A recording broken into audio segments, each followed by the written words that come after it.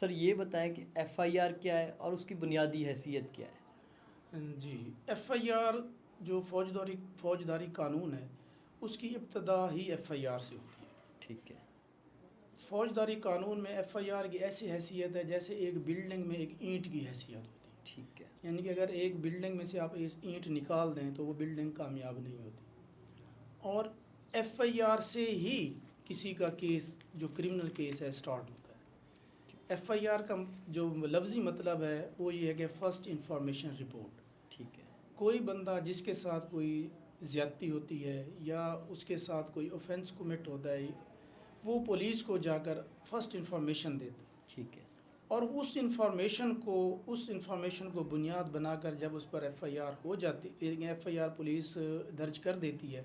تو جو لا ہے وہ فوراً موشن میں آ جاتا ہے۔ ٹھیک ہے، موشن میں آنے سے مراد یہ ہے کہ پولیس اب نیکسٹ سٹیپ کی طرف جاتی ہے، اس کا نیکسٹ سٹیپ ہوتا ہے انویسٹیگیشن، ٹھیک ہے، کہ جس بندے نے یہ ایف آئی آر آ کر کرائی ہے کیا اس میں حقیقت بھی ہے، ٹھیک ہے، کیا اس کے پاس ایویڈنس بھی ہے۔ ٹھیک اگر وہ اس کے پاس معقول ایویڈنس ہوتی ہے، سالڈ ایویڈنس ہوتی ہے، وہ پھر اس کے بعد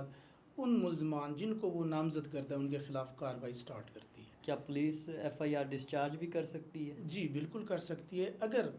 اس ایف آئی آر کے بابت کوئی ایویڈنس نہیں ہے یا جس نے وہ ایف آئی آر درج کرائی ہے جس کو ہم مستغیث بولتے ہیں، اس نے کوئی سالڈ ایویڈنس پیش نہیں کر سکتا یا نہیں کر سکا تو ٹھیک ہے، پولیس اس کو ڈسچارج کر سکتی ہے۔ اچھا یہ پولیس کے پاس اختیار ہے اس کا۔ اچھا